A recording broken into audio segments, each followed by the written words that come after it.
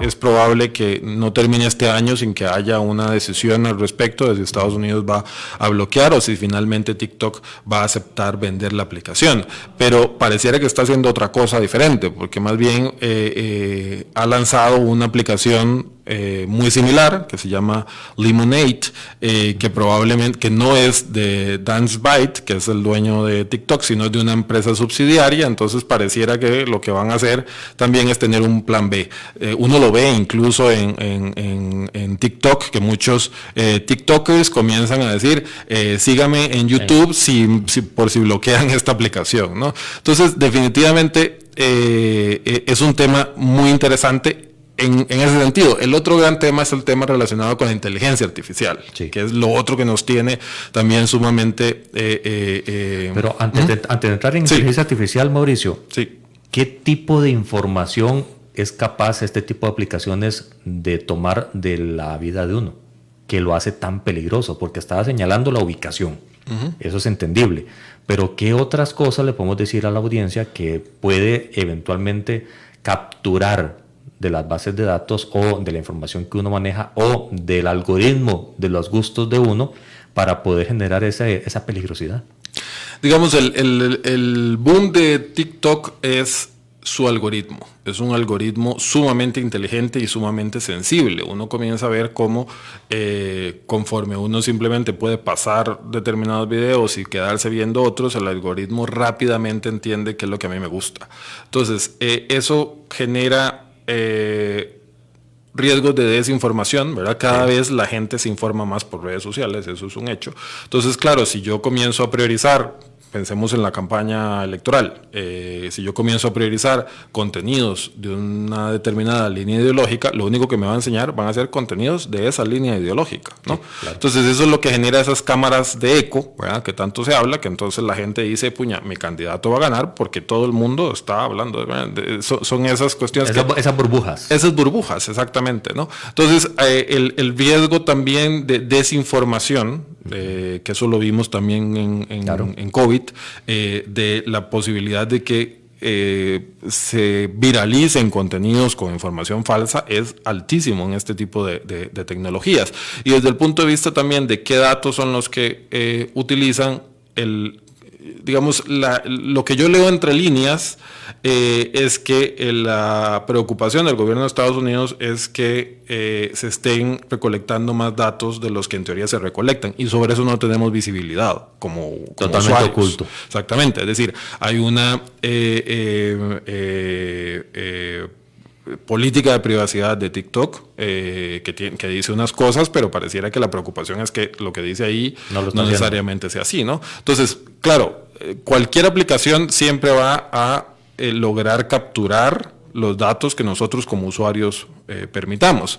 Pero una de las cuestiones que siempre genera más, digamos, inquietud es, por ejemplo, si yo hice un video, para hacer el video tengo que habilitar la cámara, tengo que habilitar el micrófono, ¿no? Entonces probablemente hice el video y los permisos para que la aplicación utilizara el micrófono y la cámara quedarán activados. Entonces eso es lo que muchísima gente dice, y hay estudios que lo demuestran, ¿verdad? Que estoy hablando con alguien de un tema y resulta que me empiezan a salir en las redes sociales. Exactamente, es exactamente eso, ¿no? Eso pueden ser un montón de cosas adicionales, ¿verdad? Tus contactos en común, tu localización, otras búsquedas que hiciste, pero siempre queda la impresión de que podría ser que se esté capturando información al haberle dado permisos a los micrófonos, que la cámara pueda también en algunos momentos captar información, y desde luego lo principal son los datos que se comparten ahí, ¿no?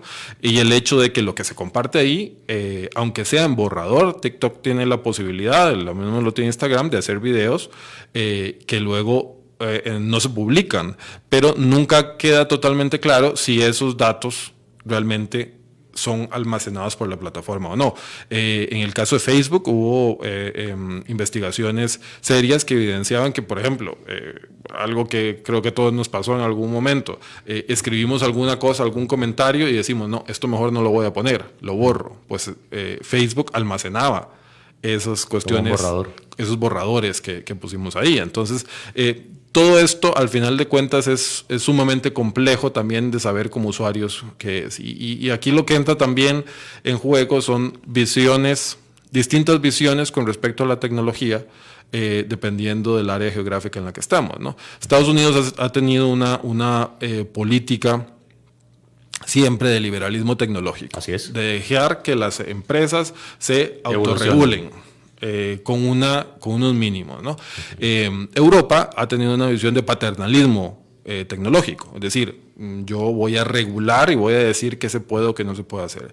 Y luego está la visión china, ¿no? En donde los datos de los ciudadanos son un activo más productivo del partido, ¿no? Sí. Y ahí es donde vemos todos los temas de estos de scoring social, ¿no? De puntuación social, en donde abiertamente el gobierno chino hace uso de los datos de sus ciudadanos y mediante un algoritmo dice cuáles son los ciudadanos clase A, clase B y clase C, y entonces esto se dinamizó muchísimo más en la pandemia. Entonces con WeChat,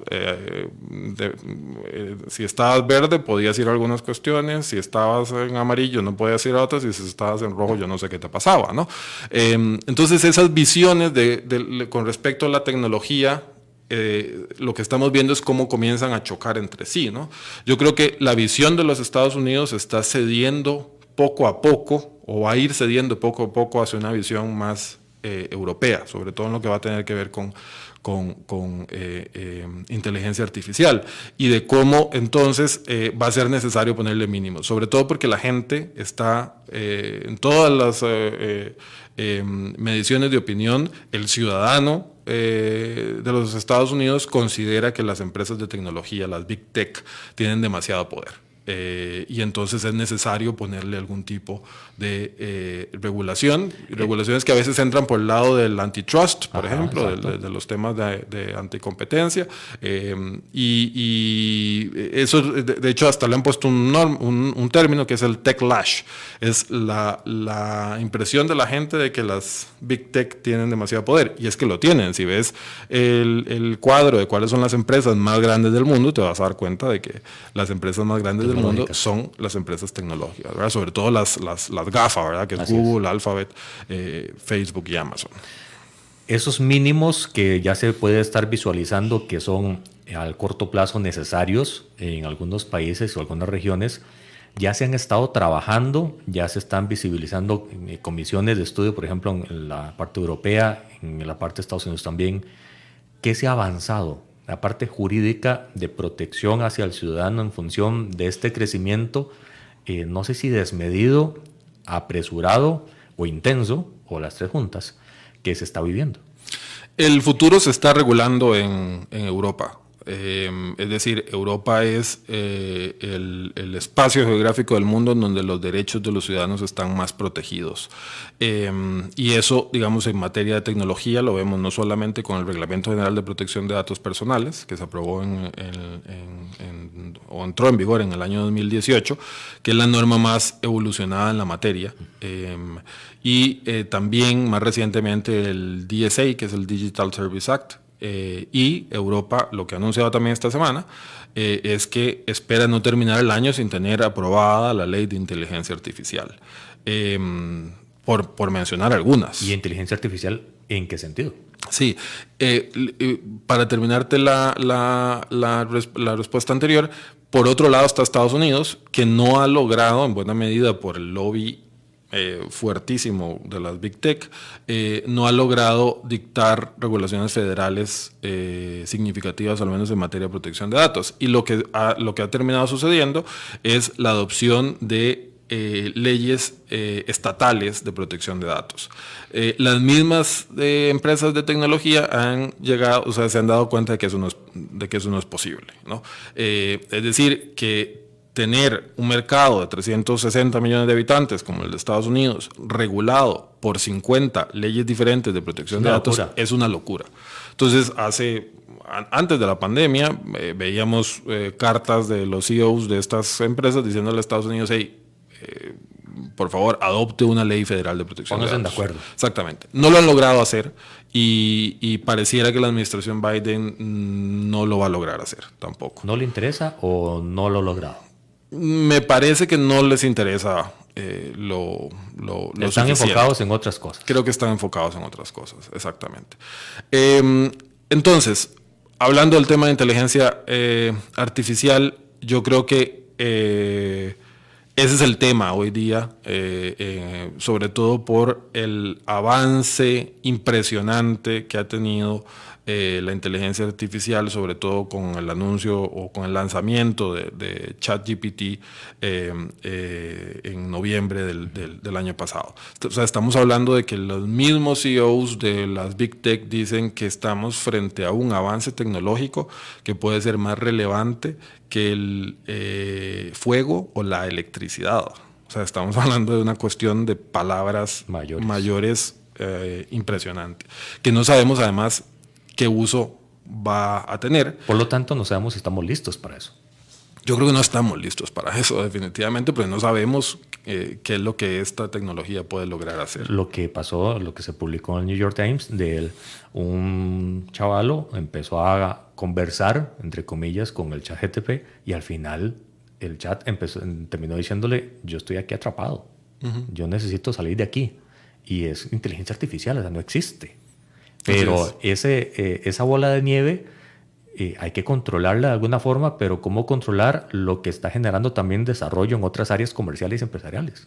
Así es, eso hizo que hace algunas semanas un centenar de personas, de científicos y líderes de la industria de la tecnología publicaran una carta en donde pedían que se detuviera el desarrollo de estas tecnologías, sobre todo lo que se llama la inteligencia artificial cognitiva, es decir, la que aprende y la que desarrolla, la que genera contenido propio después de alimentarse con información, imágenes o videos, por un plazo de 6 meses.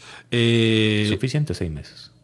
Lo peor es que las Big Tech dijeron no lo vamos a suspender, porque entonces lo que ha pasado ahí es donde ves cómo ya los intereses comerciales entran en juego, ¿no? Esta gente, OpenAI, que es la empresa que lanzó una startup que recibió una inversión billonaria por parte de Microsoft, que fue la que lanzó el bot de ChatGPT, hizo una cuestión muy interesante, que fue lanzarlo gratuitamente. Entonces, esa herramienta hoy día está en disposición de cualquier hijo de vecino que tenga una conexión a Internet. Han logrado 100 millones de usuarios de noviembre acá. ¿Qué es lo que sucede?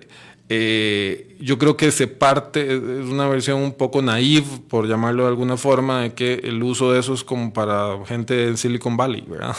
Gente que solamente quiere hacer cuestiones, ¿verdad? Para que para hacer mejor la vida, y eso está disponible para todo. Para lo bueno y para lo malo. Para regímenes totalitarios, está disponible para grupos de ciberdelincuentes que estoy seguro estarán haciendo uso y estarán entendiendo cómo se puede utilizar esta tecnología.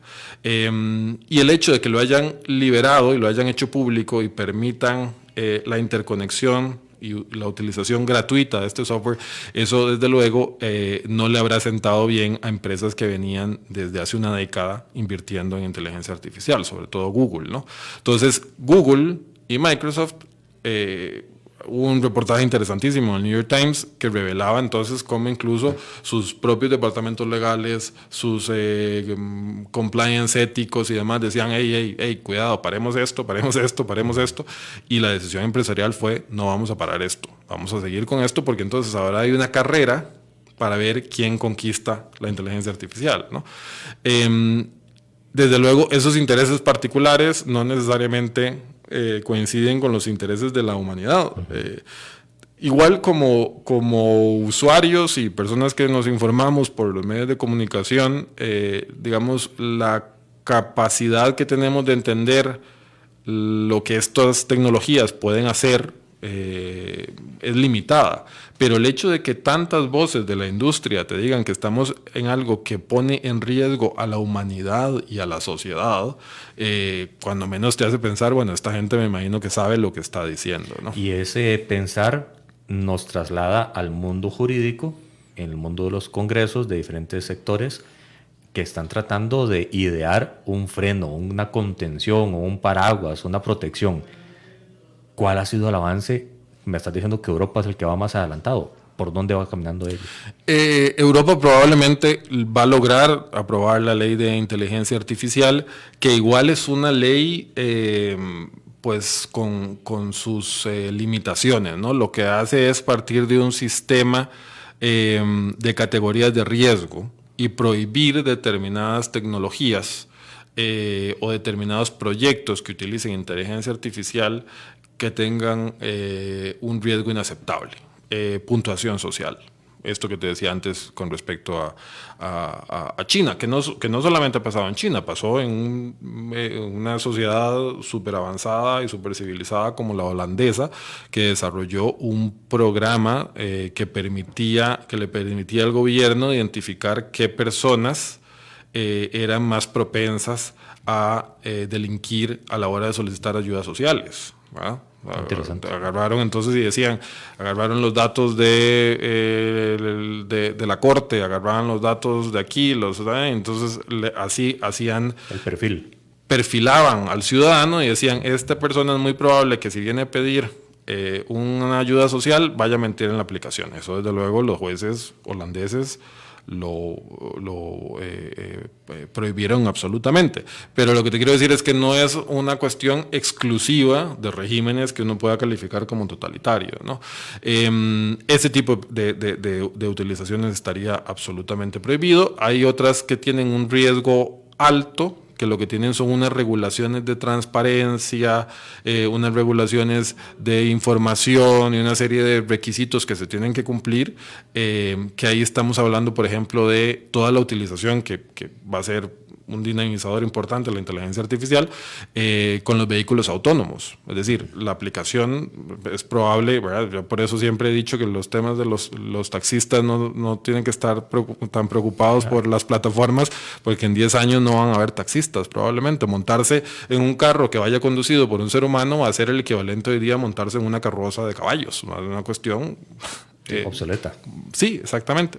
Entonces, es probable que ese tipo de usos tengan otros requisitos, pero siempre con la visión regulatoria europea, que es una es una visión que impone, que tiene regulaciones ex post, no ex ante. Es decir, no es que se va a tener que regular, no es que se va a tener que aprobar un proyecto o una tecnología o una aplicación, sino la legislación europea lo que dice es, esto es lo que yo espero de ustedes.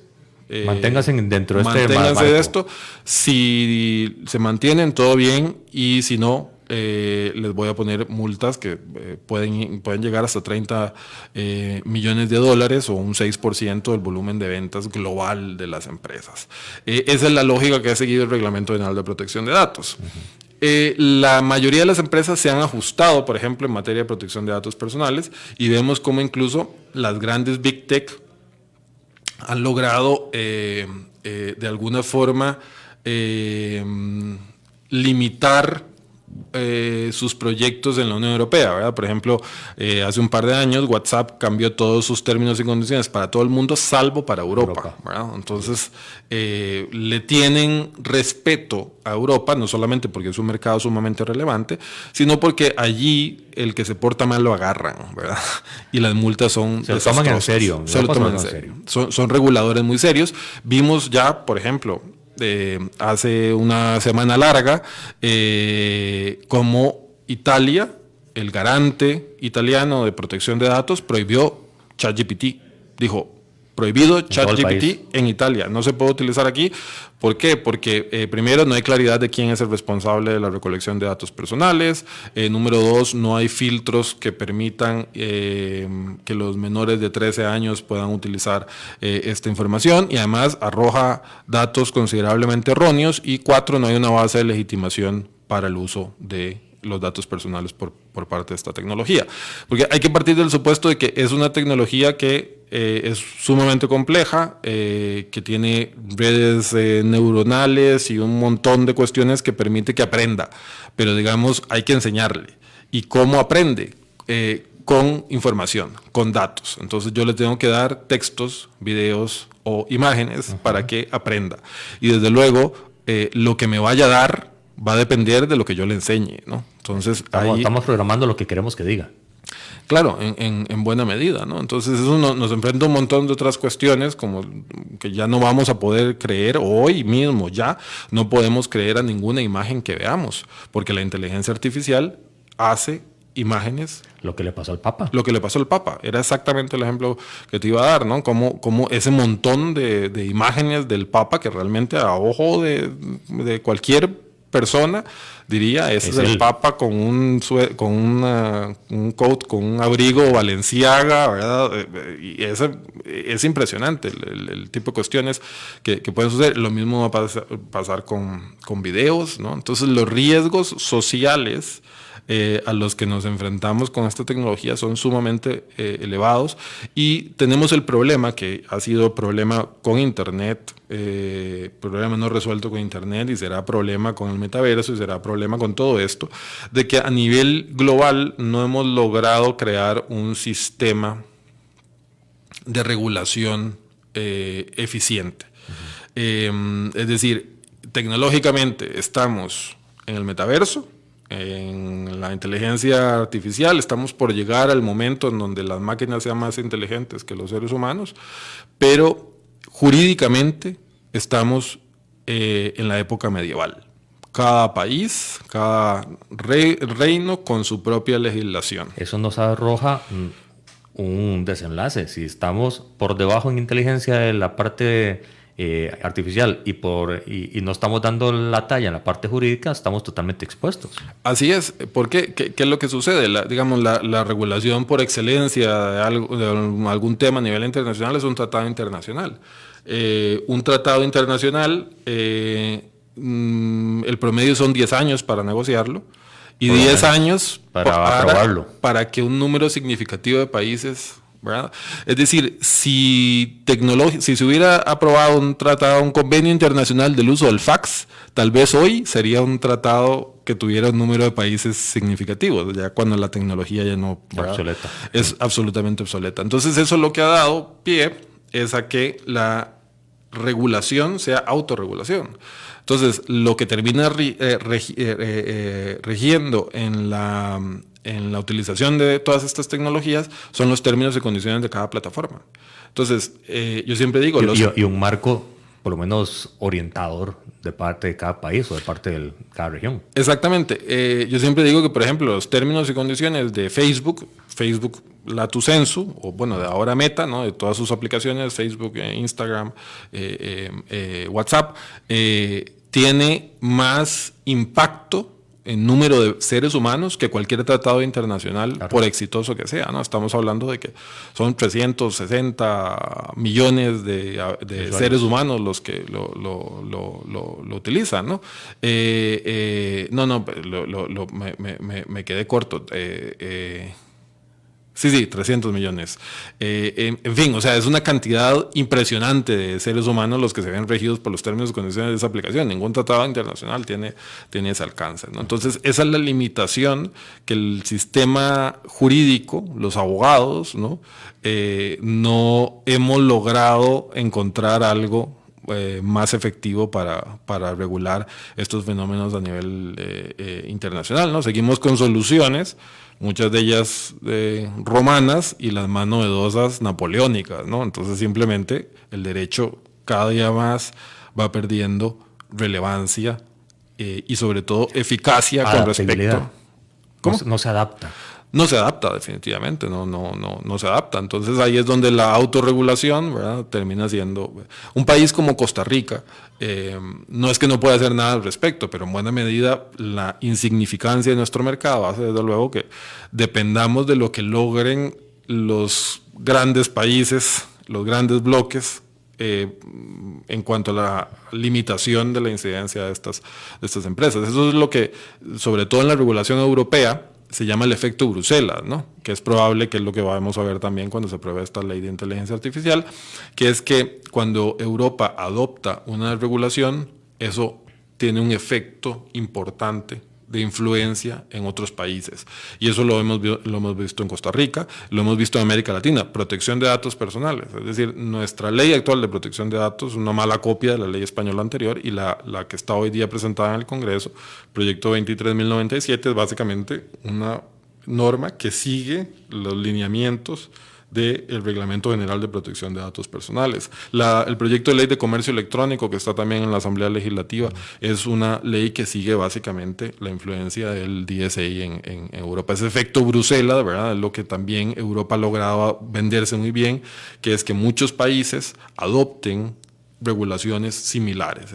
Son unos influencers jurídicos, por llamarlo de alguna forma. Usan el término listas grises. Si no te metes en esta línea, te pongo en mi lista de condicionantes, entonces empieza a ponerte de un lado en el proceso de relaciones diplomáticas. Así es, en temas tributarios, en efecto, eso es así, pero también hay aspectos positivos. Hablando de protección de datos, la Unión Europea tiene un convenio, que es el único convenio internacional en materia de protección de datos personales, que es el convenio 108, que tiene la particularidad, es un instrumento de la Unión Europea, pero que está abierto a ratificación de estados extracomunitarios. Entonces, los países que les interesa adherirse al convenio 108 tienen que pasar por un proceso de escrutinio para verificar que su legislación de protección de datos y sus autoridades de protección de datos sean compatibles con la regulación europea. Entonces, si eso se logra, si el país adopta el convenio 108, la Unión Europea puede darle al país, si el país lo solicita, al Consejo de Europa, una decisión de adecuación. Que es una decisión de adecuación, es como una especie de preautorización al país diciéndole, usted se porta muy bien en materia de protección de datos, usted tiene estándares adecuados en materia de protección de datos, entonces yo le voy a permitir a mis empresas que salgan de Europa y vayan a su país a hacer tratamiento de datos de ciudadanos europeos. Eso es el santo grial en materia de protección de datos personales. Esa es la ruta. En América Latina solamente lo tiene Argentina y Uruguay. Si Costa Rica aprueba el proyecto 23.097, tenemos una muy buena ley de protección de datos, alguien pone orden en la Agencia de Protección de Datos Personales para que haga algo de su vida. Creo que todos pedimos que eso sea así. Ojalá. El país podría optar por esta decisión de adecuación. Primero, adoptar el 108. Y segundo, pedirle al Consejo de Europa una decisión de adecuación. Entonces, empresas europeas que quieran poner un centro de servicios compartidos o que quieran externalizar cualquiera de sus procesos productivos, y eso requiere el tratamiento de datos personales de ciudadanos europeos, va a decir a qué países me puedo ir en donde pueda hacer esto sin necesidad de riesgos innecesarios. Quiero ir a América Latina, pues entonces definitivamente Costa Rica tendría ahí un elemento diferenciador, claro, con sus grandes competidores, México, Colombia, por ejemplo, el mismo Panamá. Entonces, no solamente el sistema de listas grises, que se utiliza sobre todo en temas fiscales, ¿verdad?, sino también es un sistema de incentivos. Si usted se porta bien, yo voy a... Que al final de cuentas, a nivel internacional, multilateral, la competitividad es la que manda. Si nosotros cumplimos con este tipo de normas, nos ponemos en una mejor posición para atracción de inversiones y para generar oportunidades de negocio. Absolutamente. Además, me parece que nuestro esquema, nuestra escala de valores jurídicos es muchísimo más similar en temas tecnológicos, es mucho más similar al paternalismo tecnológico que puede tener Europa que al liberalismo tecnológico que pueda tener los Estados Unidos, ¿verdad? Entonces, igual hay ese efecto Bruselas en protección de datos lo vemos incluso en los Estados Unidos, como la mayoría de las empresas de los Estados Unidos se adecúan al reglamento de protección de datos europeo y lo utilizan como el estándar. Es decir, es la lengua franca, es el esperanto en materia de protección de datos, es lo que se habla internacionalmente. Yo creo que algo similar probablemente es lo que se va a lograr con la ley de inteligencia artificial, y yo creo que es probable que una vez que esa ley se apruebe y se filtre y demás, sería muy conveniente que ese efecto Bruselas también se vea reflejado en Costa Rica y que adoptáramos nosotros una adaptación de esa ley de inteligencia artificial para que haya algún grado de regulación. Ya, por ejemplo, el proyecto 23.097 trae innovaciones importantes. Una de ellas es, por ejemplo, todo lo que tiene que ver con la necesidad de permitir la intervención humana cuando hay una decisión tomada por un algoritmo, que el usuario sepa que esa decisión fue tomada por un algoritmo y pueda solicitar la intervención humana significativa. Es decir, yo quiero que eso... No estamos hablando de una apelación, ni estamos hablando de el derecho de que la persona pueda dar un botón y pedir que esto lo vea un humano, por favor, ¿verdad? Ese tipo de cuestiones también, la ley de comercio electrónico que está en la Asamblea también, por ejemplo, tiene un avance importante en la prohibición de patrones oscuros de diseño, ¿no? En todo lo que tiene que ver con la transparencia de los algoritmos, y es cuestiones que vemos día a día. Por ejemplo, una de las utilizaciones más importantes de la inteligencia artificial es en temas de reclutamiento y selección. Entonces, tenés 2000 currículums y entonces le pedís a la inteligencia artificial que te los filtre, ¿no? Entonces, eso puede generar un alto riesgo de discriminación, claro, si no está adecuadamente configurado, ¿no? Y si no, si tiene, o sea, ya hay múltiples estudios que dejan en evidencia que la inteligencia artificial discrimina. ¿Y por qué discrimina la inteligencia artificial? Porque los seres humanos discriminamos. Entonces, claro, si una inteligencia artificial, por ejemplo, que se alimente de Twitter, del basurero que es Twitter, ¿verdad? Que es, no me puedo imaginar lo que puede salir de ahí. Que claro, discriminación, odio, segmentación, es una cosa terrible. Entonces, claro, lo que sucede es que el aprendizaje, ese deep learning que hace esa tecnología, aprende de quien le enseña. Y entonces el punto es, si lo diseña alguien con malas intenciones, parte de los riesgos son, por ejemplo, que la inteligencia artificial pueda diseñar armas de destrucción masiva, puede diseñar moléculas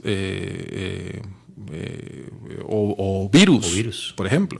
Todo eso lo puede hacer perfectamente la inteligencia artificial. Entonces, sin control y que sin nadie se dé cuenta. Exactamente, sí. Entonces, esos son los riesgos a los que nos exponemos y que están, digamos, más allá de la distopía que se pueda imaginar uno que es todo esto, ¿no? Estamos finalmente como acercándonos a lo que las películas de los 80 y 90 nos decían que iba a ser el año 2020, ¿no? Y definitivamente no necesariamente pinta muy bien. El metaverso es otra de las áreas en las cuales se está profundizando el desarrollo. ¿Cómo se está trabajando esa parte? ¿Está a la libre? ¿Hay cierta condicionalidad con la inteligencia artificial o cómo se está trabajando? Sí, el metaverso creo yo que llamó muchísimo la atención, fue la gran apuesta, es el proyecto faraónico de Mark Zuckerberg, hace ya un año que anunció y que incluso cambió el nombre de la compañía a Meta, y es de esas cuestiones donde uno dice no toda tecnología posible es deseable. Es probable que cada vez más veamos utilización del metaverso, que es básicamente la herramienta para eliminar la barrera que existe entre las dos dimensiones en donde vivimos nosotros cada día. Esta dimensión atómica, en donde aquí estamos frente a frente, física, ¿no? Y la dimensión de bytes, que es a la que entramos por medio de los teléfonos constantemente y de las pantallas, ¿no? Y tenemos identidad digital y tenemos identidad física, ¿no? Conocemos a muchas personas solamente por medios digitales, ¿no? Interactuamos con muchas personas solamente por medios digitales, y nuestra imagen, nuestra personalidad es diferente en cada uno de esos sectores. Entonces, el metaverso lo que pretende es eliminar o disminuir esas diferencias entre estas dos dimensiones por medio del uso de tecnologías de realidad virtual y de realidad aumentada, y la utilización básicamente de estas gafas que se utilizan principalmente para temas de juegos, que hoy día son muy pesadas, son muy incómodas, son muy caras. Van a evolucionar. Van a evolucionar y van a ser algo muy parecido a un anteojo Ray-Ban, probablemente. Digo Ray-Ban porque ya Facebook tiene unas gafas Ray-Ban que se conectan con la red social y que permiten transmitir video. Entonces, ahí probablemente en esos espacios de interacción vamos a hacer cada día más cosas, ¿no? Es decir, no solamente las redes sociales ya no van a ser simplemente leer cuestiones en una pantalla, sino yo voy a entrar, yo voy a ir a conciertos en el metaverso, probablemente los espectáculos deportivos se vayan a vivir en el metaverso, hay servicios financieros en el metaverso, hay un mercado boyante de compra de terrenos virtuales. Exactamente, de parcelas en el metaverso, ¿no? Y que se están pagando cantidades impresionantes de dinero por comprar una parcela en las mejores ubicaciones, porque la gente cree que entonces, conforme esto vaya creciendo, es como haber comprado a la par del Parque Central de Nueva York. Exactamente. Entonces, hay mucho dinero detrás de eso, y eso probablemente haga que si hay dinero van a ir las marcas al metaverso, y el metaverso va a atraer a la gente, ¿no? ¿Y la restricción jurídica o la protección jurídica dónde queda? La protección jurídica, no hay una... Vamos a ver, con respecto a la inteligencia artificial, sí hay una intención de regularla. Con respecto al metaverso, no hay una proyección de regular el metaverso. No es necesario. Porque el metaverso realmente es el conjunto de una serie de tecnologías, ¿no? Cuando hablamos, no hay un solo metaverso, van a haber múltiples metaversos. Entonces, ahí lo más riesgoso en el tema del metaverso, desde mi perspectiva, es la utilización de datos biométricos. Es decir, estamos hablando no solamente de esas gafas que hacen un control ocular impresionante, eso puede llegar a leer incluso las ondas cerebrales, sino que también se están diseñando. Hay, por ejemplo, una empresa en Japón que está trabajando en el diseño de wearables, de tecnología que uno se pone, ¿no? Entonces la lógica es que cuando yo entre en el metaverso me ponga un traje completo, ¿verdad? Y esta empresa esta empresa está enfocada directamente en desarrollar sensaciones de dolor.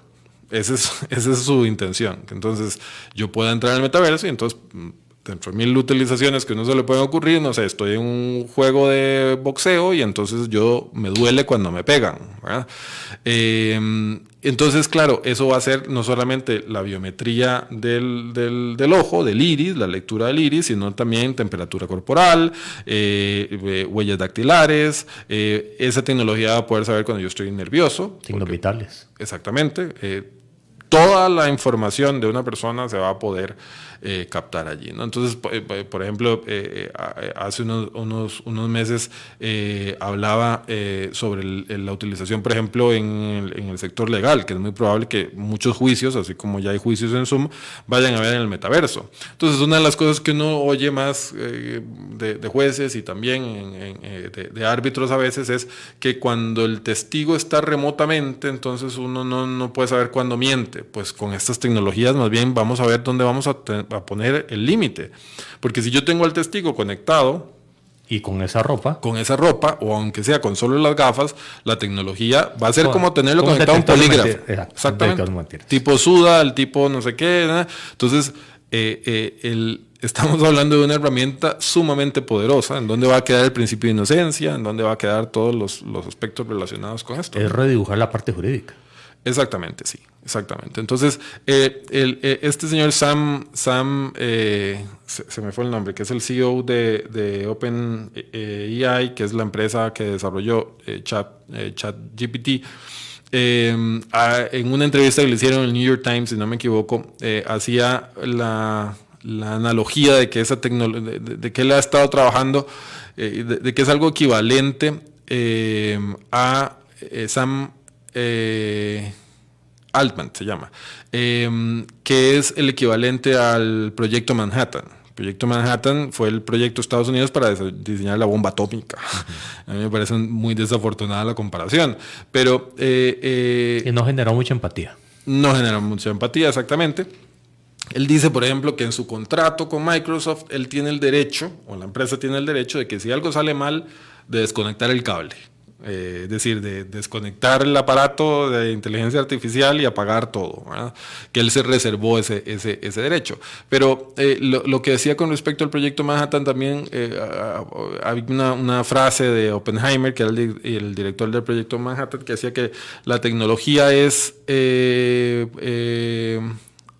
la tecnología se crea porque es posible, pero yo sí creo que realmente no toda tecnología posible es deseable. Y el problema es que estamos hablando de cuestiones que bien utilizadas podrían ayudarnos muchísimo. a unos niveles que tal vez no podemos ni siquiera imaginar. La medicina, por ejemplo. La medicina, calentamiento global, la contaminación de los océanos, ¿no? Pero... ya por abierta la puerta se usan lo que sea. Y lo que estás viendo es que al final de cuentas la utilización es para que determinadas empresas hagan más dinero con aplicaciones como muchas redes sociales, ¿no? Que lo que hacen es básicamente, como dijo uno de los senadores al CEO de TikTok, ustedes están vendiendo golosinas que en el fondo son cocaína.